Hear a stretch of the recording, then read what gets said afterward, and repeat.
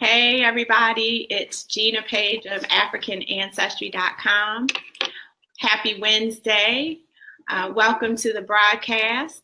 We've been dark for a while, but it's February, it's Black History Month, and so we had to get back on. You guys are out there going to see Black Panther and getting excited about Wakanda and getting excited about your own Wakanda. And so hello, Robert. Welcome.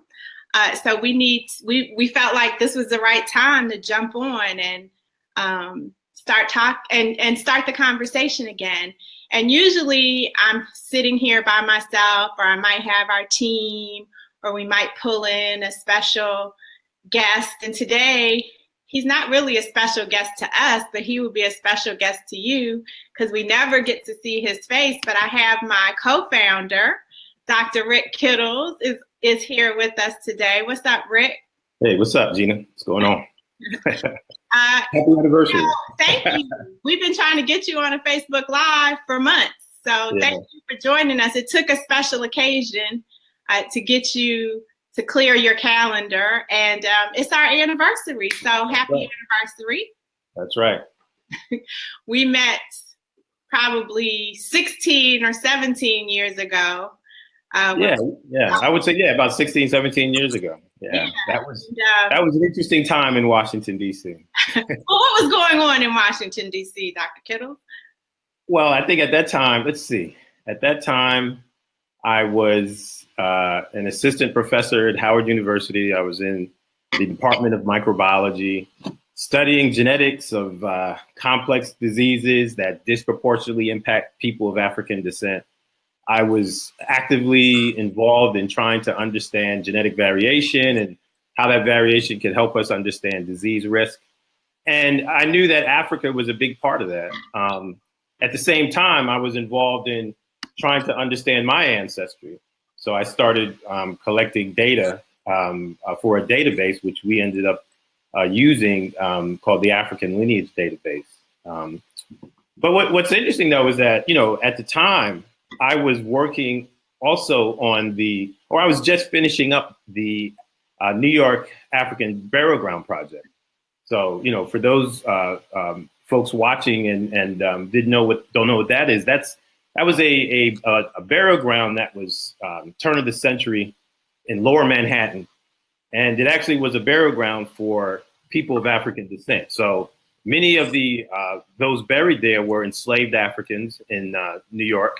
And many of them towards the end of the burial, the cemetery history, were freed. And so the General Service Administration, the federal government, was building a building, and they uncovered those remains. And ultimately, those remains went to Howard University, and I was involved in a lot of that research. But I think a lot of that was helpful for me because it allowed me to work with different historians and anthropologists and archaeologists. And I got a full sort of a better understanding of how we can contextualize African genetic variation as it relates to understanding African American ancestry. So what does that mean, Rick, in layman's terms? So normally when I go around and talk, I try to translate your language, but in a nutshell, does that mean that looking at the genetics of Africans on the continent helps us better understand the genetics of African Americans? African Americans, right, because they are what we call our ancestral population. We come from them, and so we share a portion of our DNA with them. And so better understanding that variation places variation for African Americans into better context. And I think it's important when we try to understand how genes play a role, how our DNA plays a role in different environments. Sometimes people may have this family history for particular diseases, but they don't get it because maybe they changed their diet or their lifestyle. So it's very interesting stuff. It's all very, very interesting.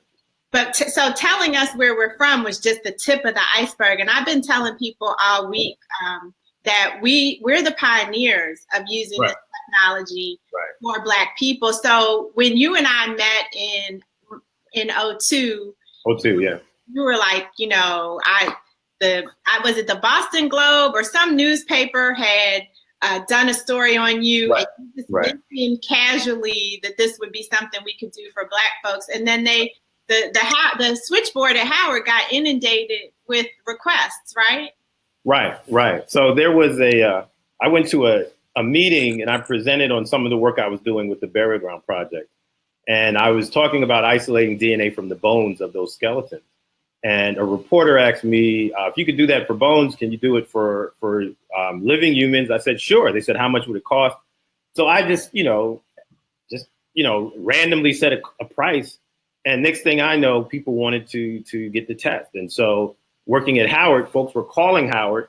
The phone lines, just went down. There were so many calls. They were inundated with requests for people requesting the DNA test. And so that was when I realized that this is way beyond anything that I was working on at the time. And I knew I had to get somebody who shared some sensitivities with the community in terms of getting a business partner who shared those sensitivities. And so that's why when we connected, it was cool because I felt really connected. And I felt that we both, shared very similar goals and aspirations. And so, at that time, I was talking to a lot of different people and I didn't feel comfortable working with any of them at that time. So, yeah. But, it's funny because,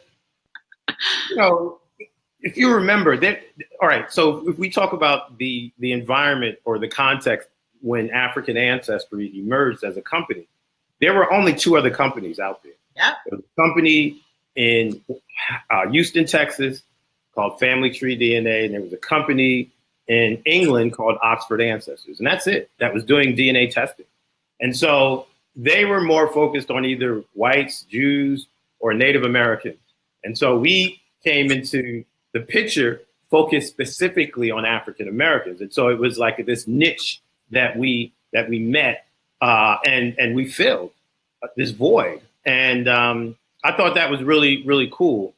It was hard work though, because man, I remember there was like no data out for African people. There was nothing. And everybody was focused on Europeans. They were, a lot of DNA sequencing was occurring. Then there was some work with Jewish populations. But, as I started working on the African lineage database, there was nobody in that environment, in that, in that area. So it was funny. Yeah. And then I remember so this is really a personal, this is our company. Rick and I own this company. We started this company with $1,200 and the African lineage database. I thought it was 500, 600 or something. That's because that's how much you put in. No, I'm just kidding. Started with $1,200. Okay. He's the science and I'm the business. Anyway, and we own it. Right. And so it's not just about the community. It's not just about having a business, but it's personal to us, and it's always been personal. And I remember when our colleagues in Houston did an interview with the local papers there, and the head of that company called you a snake oil salesman. Right. I was furious. Yep. Absolutely furious. And it's amazing how, I don't know, was it a year later, maybe, that he started saying that he could do the same thing? Right, exactly. And then they started sending us their hard tests that they couldn't do. Right. It's funny how science mirrors, society. Right. No, that's a really good point. When he called me a snake oil salesman, I was really, really upset. And I took it personal, of course, because that was the first time I had been in this context of business, big business and science and technology. I was used to being called names, when I would go present my science at meetings or being argued with or whatever. So, science is very contentious. I understand that.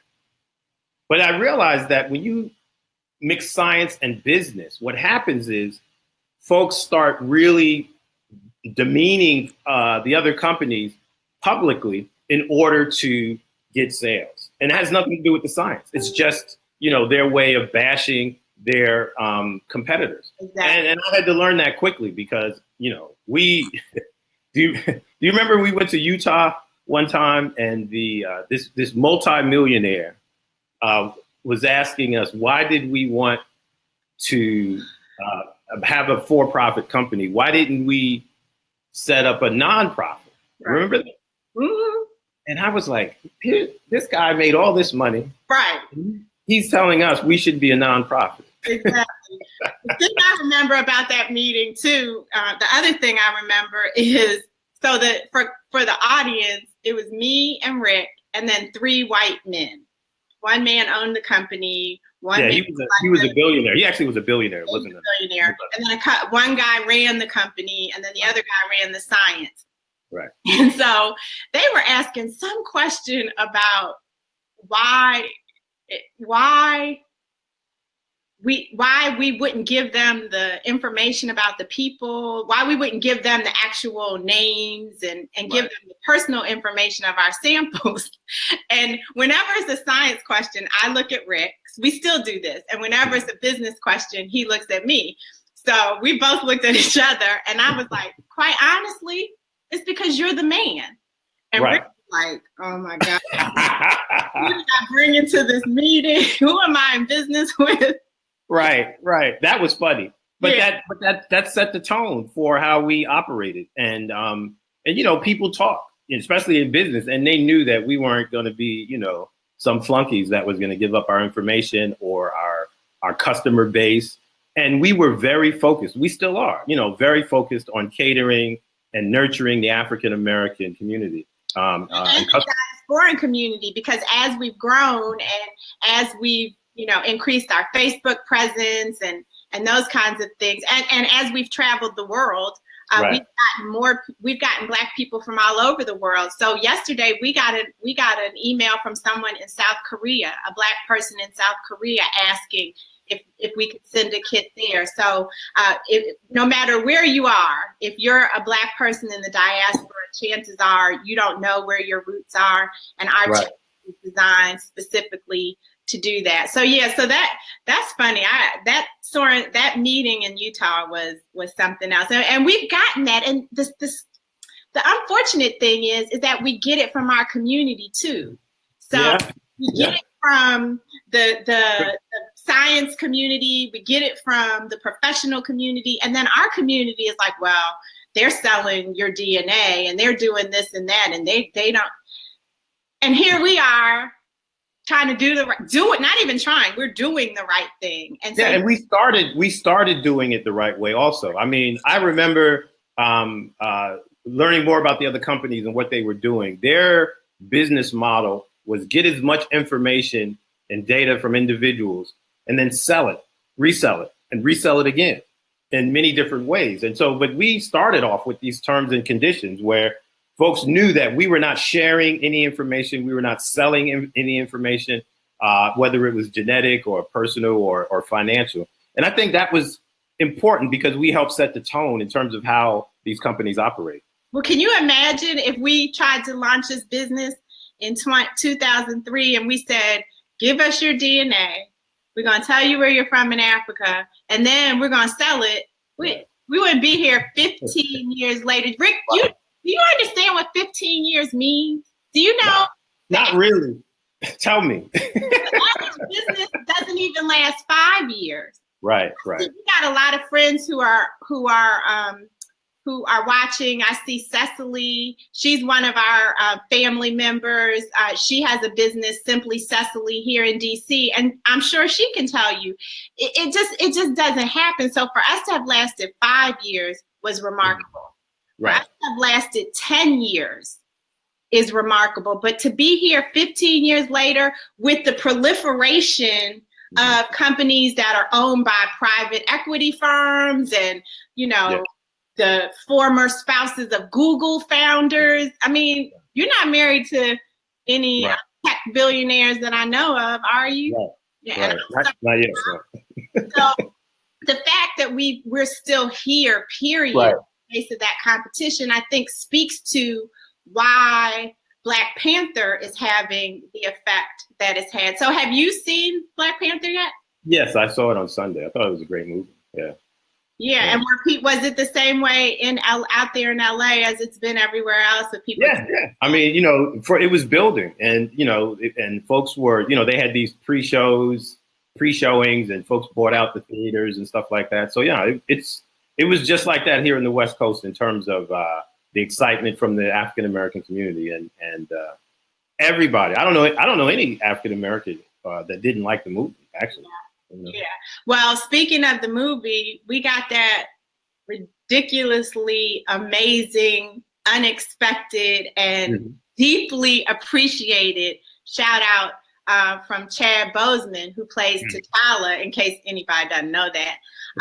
And he's been talking about us through his whole press tour. He talked about us to Rolling Stone. He talked about us at the Serious Town Hall. But when he did that interview on the Breakfast Club where he told Charlemagne wrong test, what did you think when you saw that? How'd you react? I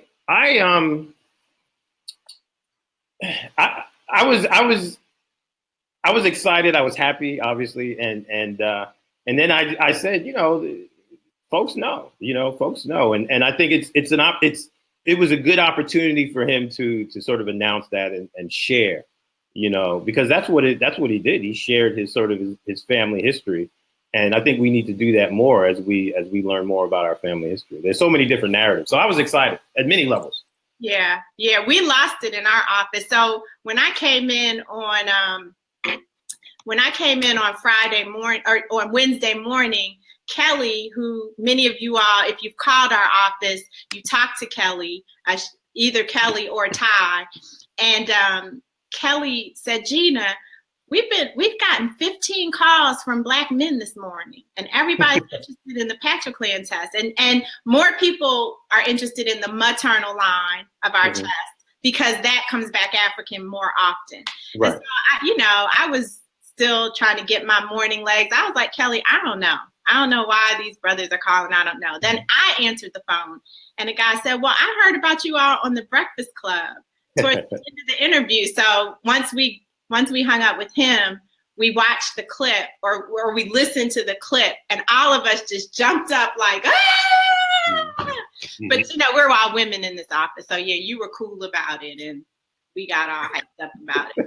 But I think it's important because people now are realizing that the competition, our colleagues at Ancestry.com and 23andMe, they're basically giving these tests away, right? I mean, and you and I are privy to some inside information that they are specifically targeting. Some of them are specifically targeting Black folks because they need African American DNA. Right. And so people think because they see it on television that all the tests are the same. Right. And his explanation showed how no, they're not all the same, and here's why this one is important for people. That's a good point. He said, look, these tests are out there, but this is the test that you need to get. And he said, why? They can tell you exactly where. And a lot of the companies, like you said, they're pretty much giving away those tests. And they're giving you what you're paying for, which is pretty much nothing. Well, I tell people all the time, you got some African ancestry. I'll tell you that for free. Right. So I like that how he broke it down like that and said, hey, this is what you need. Because so often we a lot of times we do try to take that quick and dirty fast route. Oh, I'm gonna get the DNA test, and then you get it, and you're not excited anymore. You're sort of like let down, and then you pass that energy off to somebody else, instead of doing it right the first time. Exactly. Or saying, okay, let me now do some research instead of just buying something because I saw it on TV. Right. Let me do some research to see if this can be done the right way. Rick, we have so many people who are shouting us out. I think it's because you're on here. Quincy Cherry. is one of our partners down in Richmond. Christine St. Bill, she actually interviewed Forrest Whitaker, and he talked about having taken our test, so that was cool. Thanks everybody for checking in, and I know you have some questions. We're gonna get to the questions. Hey Candace, thank you for the anniversary shout out. Timothy's looking at us from Fort Wayne. Brenda, yeah, 15 years. That's a lot. That's no easy feat, and it has not been easy. Right. Never taken outside investment.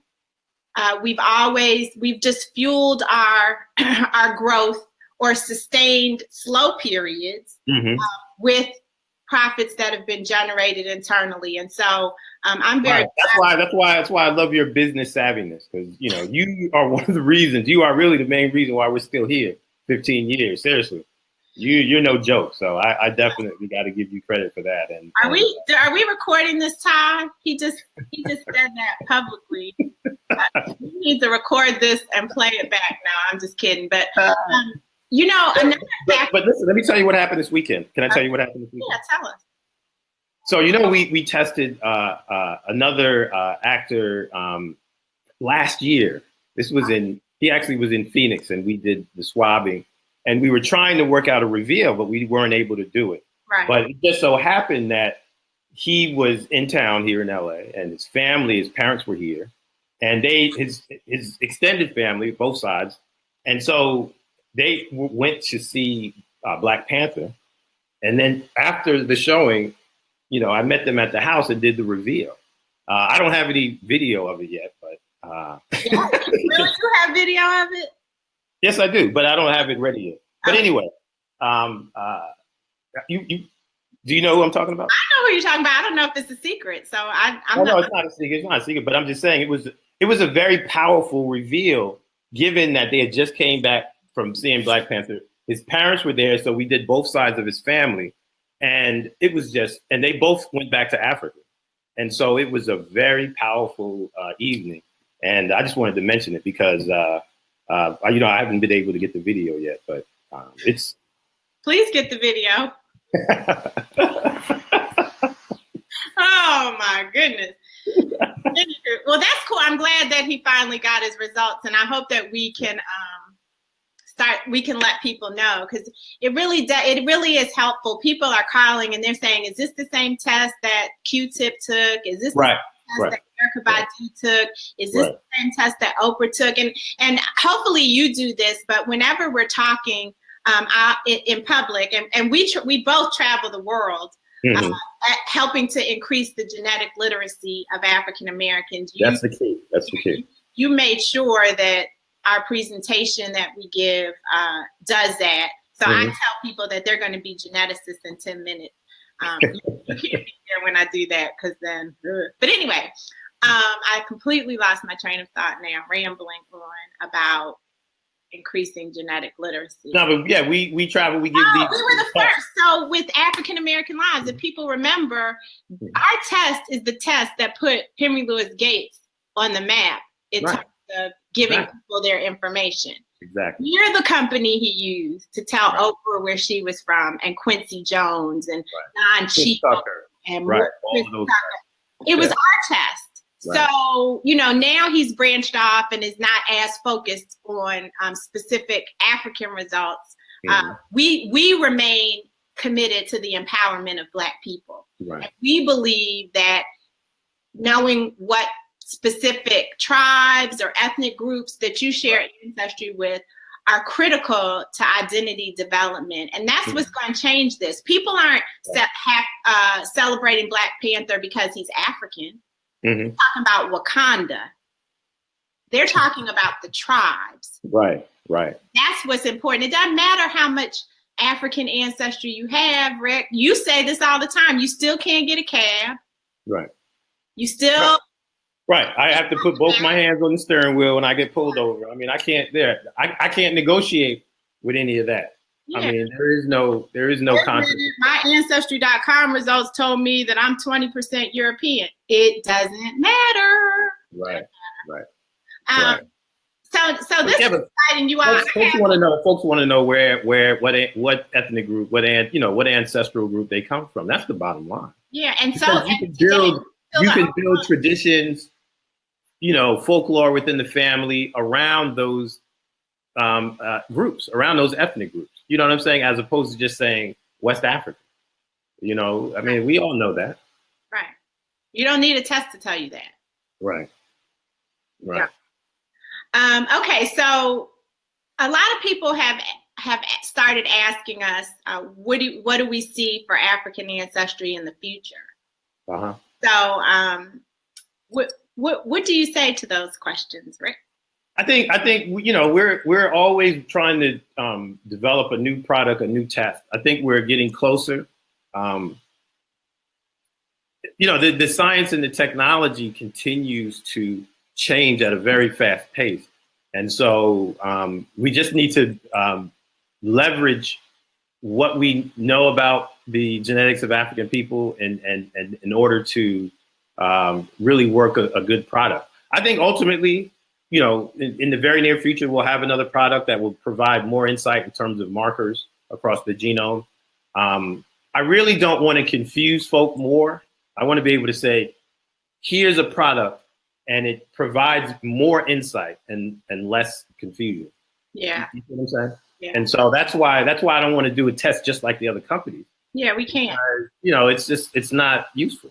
It's just not useful. And speaking of the other companies, there's a question from Darrell. I hope I'm saying your name right, Darrell. He asks, is there any potential that the pricing options will drop in the near future? He wants to take the test for both sides, but it's outside of his budget. So Darrell, there are a couple things to consider. First of all, when you take one of our tests, the results you get are the same. You can share them with everybody in the family on that line. So a lot of people are taking a test and then taking the results to the family reunion and sharing it with half the family reunion because we're looking at a lineage and we're looking at more than just DNA of one person. And so a lot of people get their family members to go in together to purchase the kit because they're all going to share the results. The other thing is you can always just start with one test.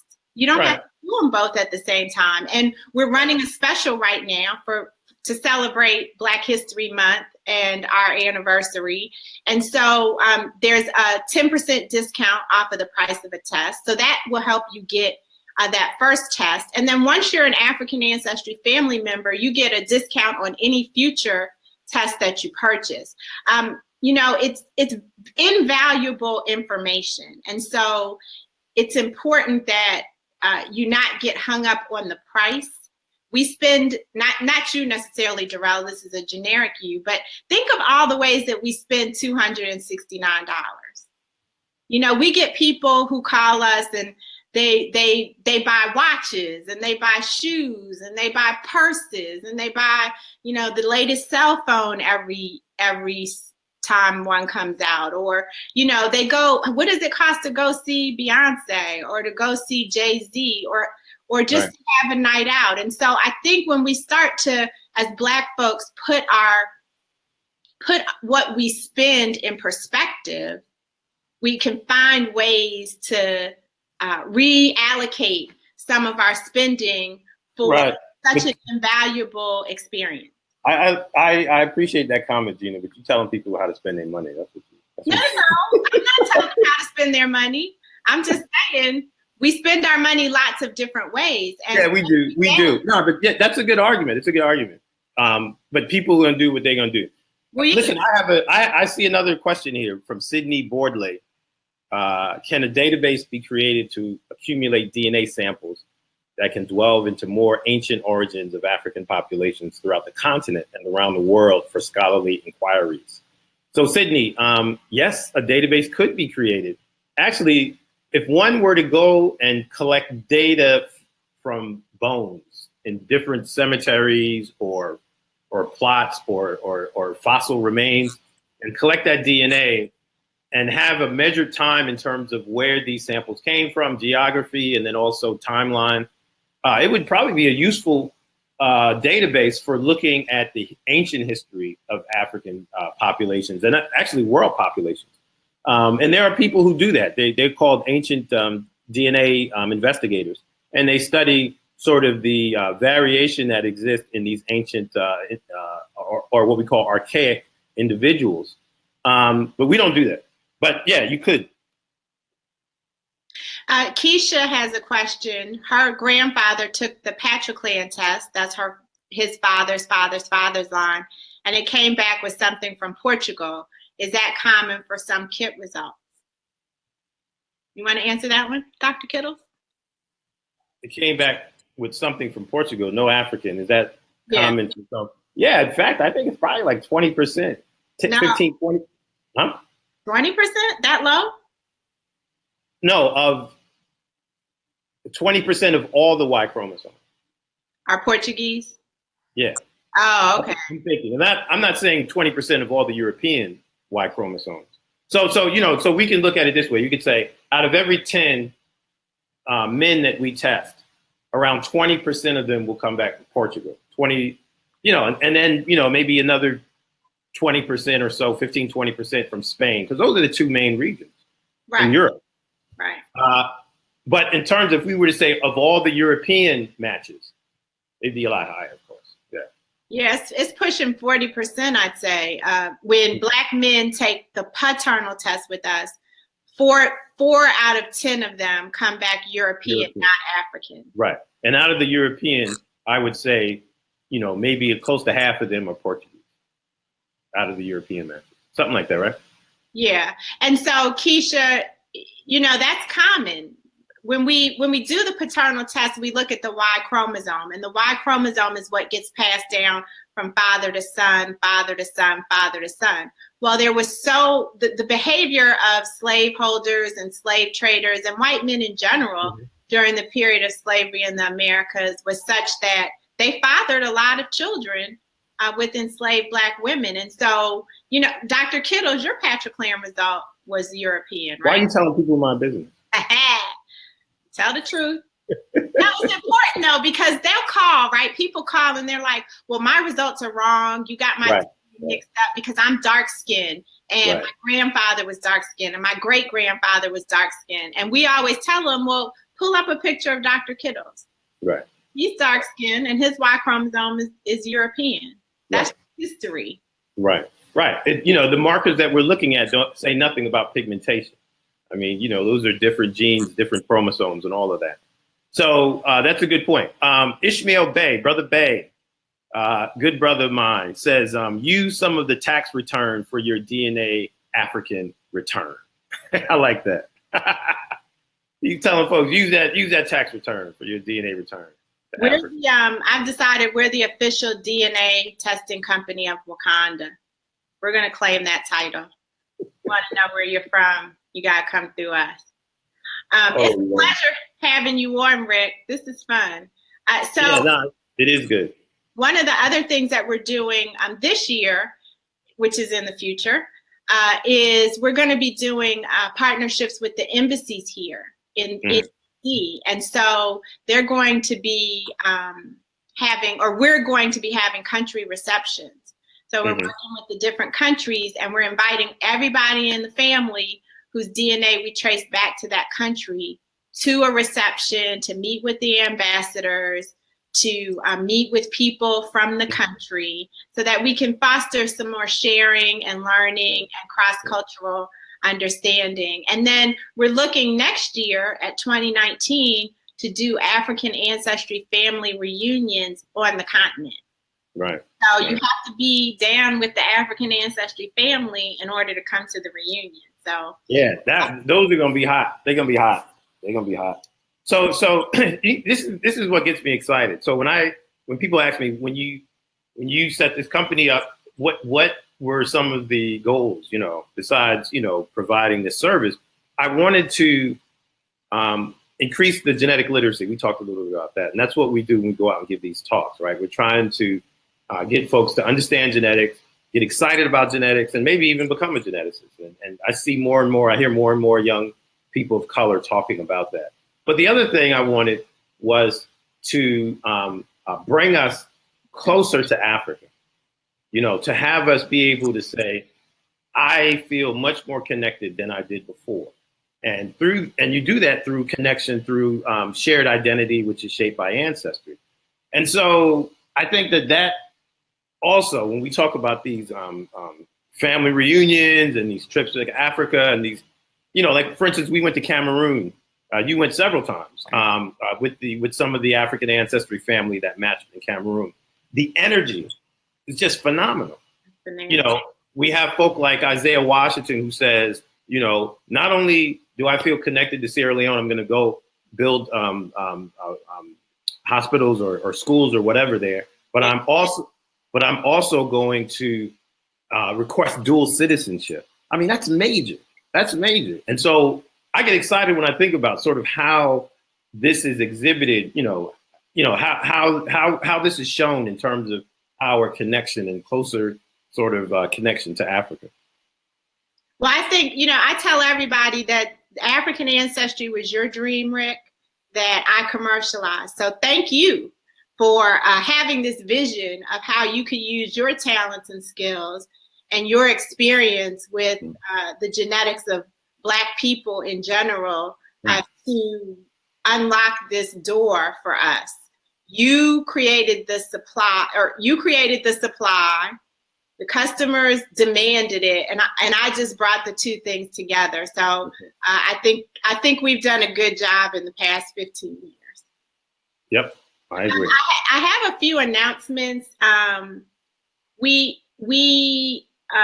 said a lot of them though. You know, we have T-shirts. We have country T-shirts. We have a new one, which is Bioko Island. A lot of people get those results, and we didn't have a T-shirt yet. I just got those from the printer this morning, so the Bioko Island T-shirts are going to be going out. Our online community is on Facebook now, and that's an environment for everyone who's taken our test to talk and share and connect and swap resources and those kinds of things. So I encourage you to do that. And then we have the special that we're doing this month, 10% off a test kit. I see that Jasmine Johnson is really on Jeffrey Johnson to do this. So Jeffrey, I hope that you're going to do this. And you, I don't know if Jasmine is your sister or your wife, but if she's your wife, you need to get her one too. And then I'm going to Ghana on Monday. A local group here called the Adinkra Group, and they have put together this trip, a journey. The Adinkra Group is one of our partners. We're taking a local band, the Go-Go Band Backyard, to Ghana, and several of the band members have taken our test, and so I'm going to reveal their ancestries to them while we're on the continent. And so I'm looking forward to that trip. And in my absence, I think that you and our other scientist, Dr. Hooker, Stanley Hooker, are going to be doing the Facebook Live. Am I right? Yeah, next week, I think. Yeah. Okay. Yeah, Stanley's kind of bashful and all that, but I got to get him out more. I know. We need to get. So shout out to Stanley Hooker. He's been with us since day one. Shout out to Stanley. Yeah. He's right. holding you down on the science side for a very long time. And also, shout out to Cynthia Page. She's been with us from day one. When I was day one. That's right. That's right. New York, and you were here in DC. She was the connector. She was the bridge to really help make this happen. And so we appreciate her. She's my mother. She was helpful from the very beginning. She rolled her sleeves up and also provided guidance and advice. I love her for that. I think I really appreciate the work, effort, and the love that she's given us. And we got her down there making kits right now, so she's still at work 15 years later now.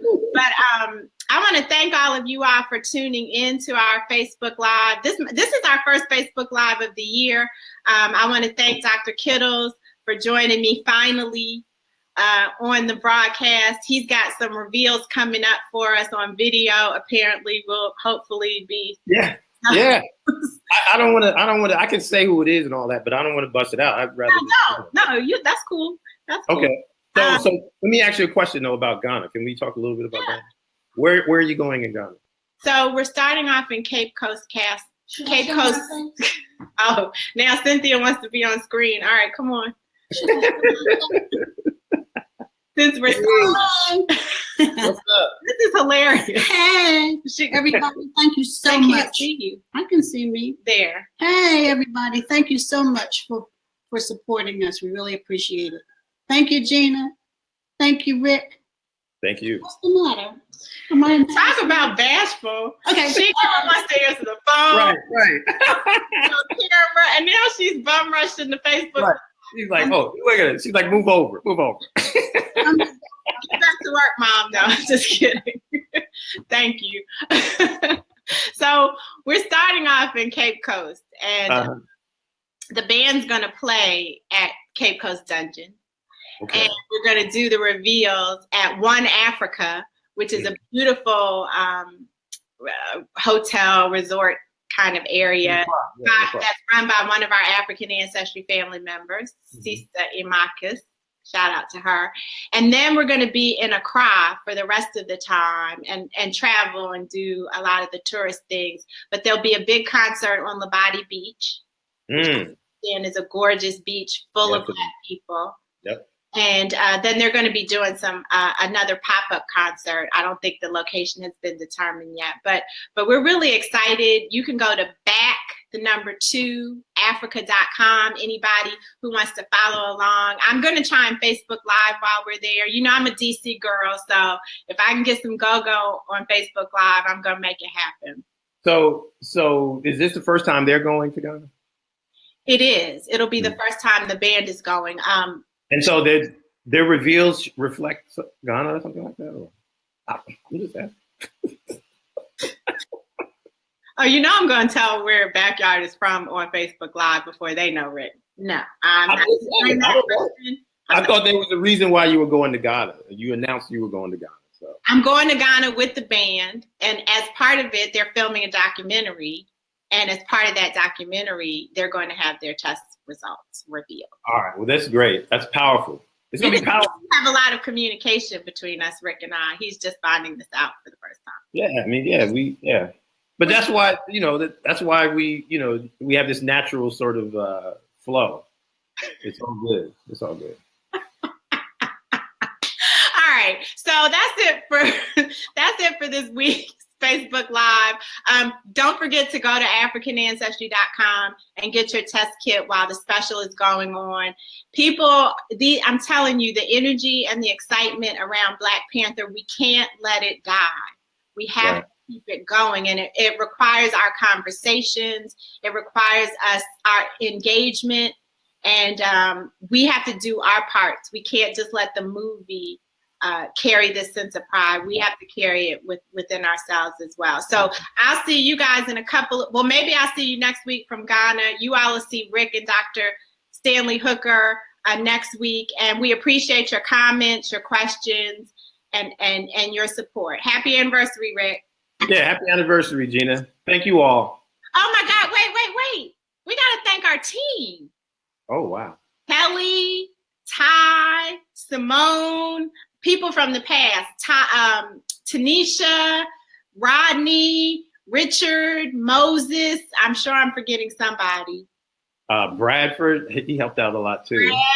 And somebody else in the lab. You had another, I can't remember his name. Dr. Dunstan.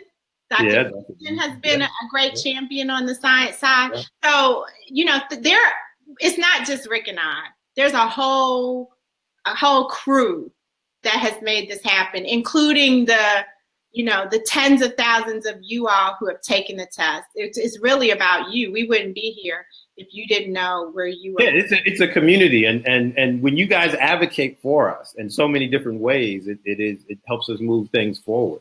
Just think about folks who go out and argue that that people should take the test, or folks that go out and actually market our tests for us and help get sales. So that's, we love you all and we appreciate all the work. So we'll see you all next week. Thank you. Take care. Take care.